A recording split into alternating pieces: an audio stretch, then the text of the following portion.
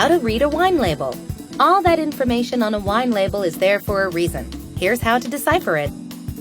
You will need a wine label and some basic wine knowledge. Step 1. Note the producer, the name of the winemaker or winemaking establishment. Recognized names often represent a dependable standard of quality, but don't overlook smaller producers who may be turning out as yet undiscovered gems.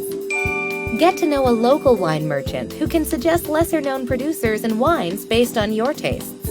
Step 2. Check the varieties of grapes that were used and where they came from. Some wines come from just one grape, while others are a blend of several varieties. Make note of the varieties you prefer. In general, Italian, Spanish, and French wines are labeled by designation or region rather than by grape.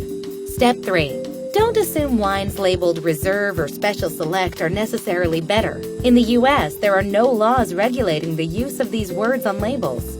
Step 4. Keep an eye out for single estate or single vineyard wines. These wines use grapes from one specific vineyard rather than blending from several different ones, and often represent a higher quality product.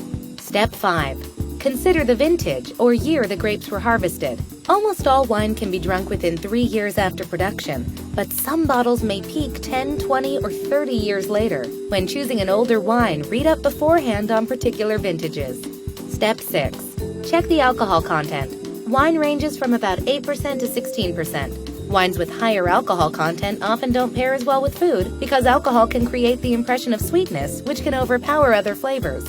Fortified wines like port and dessert wines contain about 20% alcohol. Step 7. If it's a foreign wine, take a look at the back of the bottle for the importer. Some specialize in particular wines and regions, and if your tastes coincide, you may find that certain importers are just as dependable as certain producers. Did you know? By the year 2015, bottles sealed with corks may be in the minority, replaced by more reliable screw-on caps.